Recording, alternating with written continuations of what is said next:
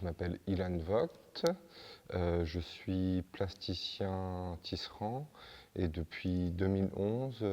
je suis rentré dans une pratique qui consiste à tisser des textes, c'est-à-dire que je prends un livre, un texte, je détache les pages du livre, ensuite je colle les pages les unes à la suite des autres. Au cutter et à la règle, je découpe ligne de texte par ligne de texte de façon à ne pas couper dans les mots, ce qui me donne des petites lamelles de papier que je tisse, que j'entrecroise après une à une, jusqu'à ce que le texte dans son intégralité soit tissé. J'ai commencé cette démarche-là en 2011 dans l'idée de transfigurer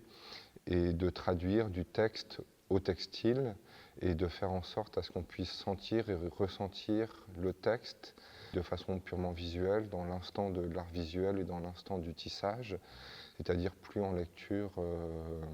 conventionnelle. Et donc par rapport à ça, c'est né d'un père écrivain, éditeur, marchand d'art, où quand enfant, je voyais la bibliothèque familiale, je voyais tous les livres rangés dans la bibliothèque, et je me disais que c'était tout autant d'imaginaire, mais qui était coincé dans cette forme fermée du livre. Donc après, j'ai fait des études d'art appliqué, et cette pratique-là est venue à l'âge de 24 ans, où très rapidement, après un poème, 2 poèmes tissés, un recueil de poésie, une nouvelle, un roman, je me suis rendu compte que j'avais devant moi potentiellement le travail de toute une vie et que je pouvais faire autant de tissage qu'il existe de textes. Avec cette pratique-là, je me suis rendu compte au fur et à mesure des années qu'il y avait une espèce de terreau ou de circuits fluviaux en fait autour du texte et du tissage. Quand j'ai commencé de façon très naïve, presque enfantine, à prendre ces lamelles-là et à les mettre au-dessus et en dessous. Et avec les années, et de façon assez universelle, j'ai pu voir des ponts justement entre texte et textile. Tout d'abord dans la mythologie grecque, avec la figure de Pénélope, qui ne peut pas parler, où la parole lui est interdite, et du coup elle se met à tisser, et rentre comme ça dans un processus. Le mythe de Philomèle, qui est enfermé et qui du coup se met à broder pour ensuite pouvoir être libéré. Il y a les contes de Grimm, les contes d'Andersen. Ça ne se circonscrit pas uniquement qu'à l'Europe, il y a également dans toute l'histoire de l'humanité ou dans beaucoup de civilisations justement ce pont-là entre texte et textile. Il y a le conte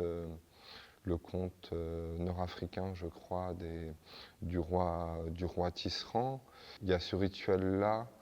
où quand le prêtre ou la prêtresse va couper le cordon ombilical de l'enfant qui est né. En fait, c'est la même prière qui est dite lorsque on coupe les fils du métier à tisser pour libérer du métier.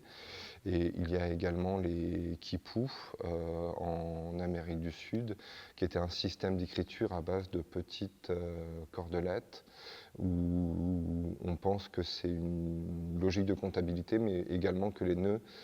symbolisent des syllabes et que c'était véritablement une écriture. Au fur et à mesure des années, j'ai pu m'apercevoir qu'il y a un lien d'origine très fort entre le texte et le textile. Du coup, pour cette pièce-là, Adresse au récit, elle est sortie un petit peu de ma logique habituelle, où un texte, dans sa langue d'origine, son intégralité égale une œuvre, où là, dans ce processus habituel, il y a cette tentation de l'infini, ou tout du moins de mesurer quelque chose de l'infini. Et pour Adresse au récit, je suis sorti de cette démarche-là, où c'est-à-dire que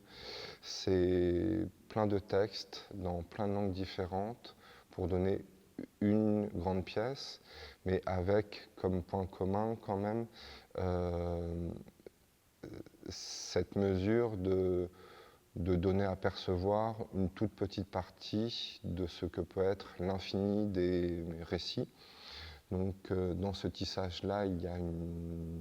plus d'une vingtaine de langues. Il y a du russe, il y a du latin, du grec ancien, après toutes les langues européennes, de l'anglais, de l'allemand, de l'espagnol. Il y a du népalais, il y a du japonais, du chinois. Et tout ça, en fait, pour former un grand paysage de plein de récits différents et pour renouer aussi avec le mythe de la tour de Babel, donc, et de faire un tissu de Babel et de dresser un paysage comme ça de l'humanité et des langues. Et étant donné que c'est un travail sans fin, parce que le tissage, il pourrait s'étendre potentiellement à l'infini, je me suis fixé comme première limite, en fait, quand j'ai commencé ce travail-là, les noces de Cana de Véronèse. Donc c'est l'immense tableau qui fait face à la Joconde au Louvre, qui fait plus de 9 mètres par 6 mètres, qui est un des plus grands tableaux du monde, pour montrer cette voûte d'eau que sont les récits.